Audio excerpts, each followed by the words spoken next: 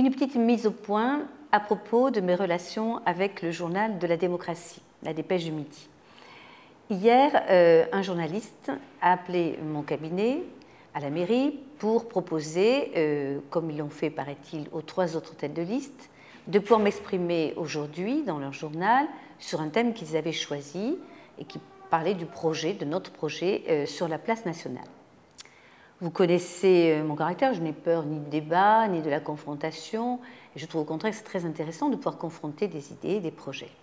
Toutefois, j'ai répondu par la négative et j'ai envoyé aux journalistes, puisqu'il m'avait été imparti un délai, il fallait que je réponde avant 17 heures sur ce sujet, j'ai répondu en envoyant le texte que je vais vous lire, que bien évidemment vous n'aurez pas trouvé aujourd'hui dans la dépêche.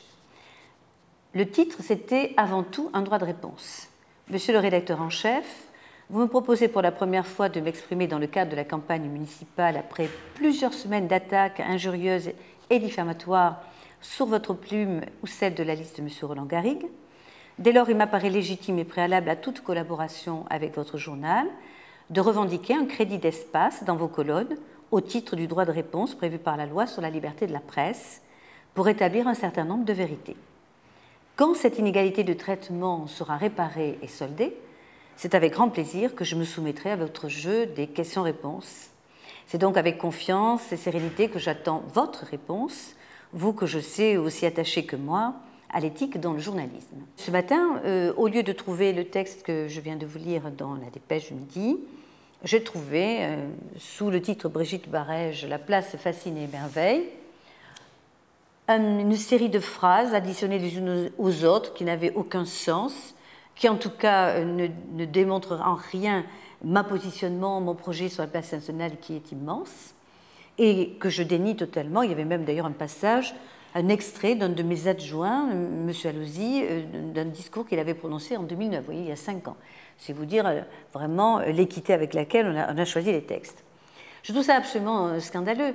Moi, je dis, aujourd'hui, je le dis encore plus sereinement devant cette caméra, je pense que le jeu démocratique exige un minimum de respect du contradictoire. Quand on n'ait pas les mêmes idées, c'est tout à fait logique, c'est d'ailleurs pour ça qu'on vote et que les électeurs doivent se déterminer. Mais faut-il encore laisser à tous les candidats la possibilité de s'exprimer? Je considère vraiment qu'il faut remettre, si je puis dire, les compteurs à zéro. Voilà plusieurs semaines, en effet, que vous l'aurez sans doute remarqué, si vous êtes un lecteur assidu de ce journal, que non seulement je n'ai pas pu m'exprimer, ni aucun de mes colistiers, mais que par contre, mes adversaires, socialistes, radicaux, front de gauche, ont déversé tous les jours un peu de fiel, beaucoup d'approximations, pour ne pas dire de contre-vérités, de mensonges, voire même quelquefois des injures et des diffamations, sans que je n'ai pu avoir la possibilité de répondre ou de m'expliquer. En droit, ce que je demande, c'est tout simplement quelque chose qui est sanctionné par nos libertés publiques, qui s'appelle le droit de réponse.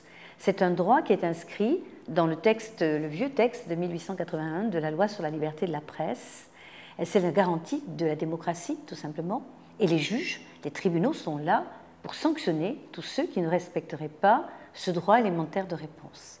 Alors, de grâce, messieurs les journalistes, monsieur le rédacteur en chef, soyez un peu démocrates, équitables. Je ne demande pas grand-chose, simplement le respect d'un certain équilibre, même si je sais que ce journal est incontestablement le journal de campagne de mes adversaires. Je pense que vos lecteurs, nos électeurs, méritent beaucoup mieux. Je l'ai déjà dit d'ailleurs à M. Roland Garrigue dans un précédent interview. Aujourd'hui, je dénie en tout cas tout ce que vous écrirez dans les colonnes à ma place. Je préfère que vous laissiez un blanc en disant que j'ai refusé de répondre et en disant pourquoi j'ai refusé de répondre. Vous mettrez tout simplement le titre du texte que je vous ai envoyé, avant tout, un droit de réponse. Et par ailleurs, il se fait qu'aujourd'hui, nous inaugurons le rond-point des Tontons Flingueurs, film ô combien culte qui parle de Montauban et que nous sommes heureux de pouvoir mettre à l'honneur. Eh bien, dans cette période où tout le monde flingue un peu tout le monde, moi personnellement, je veux rester sereine et prendre de la hauteur. Je suis peut-être résolument optimiste. Je ne désespère pas de la nature humaine, ni d'ailleurs de l'éthique dans le journalisme.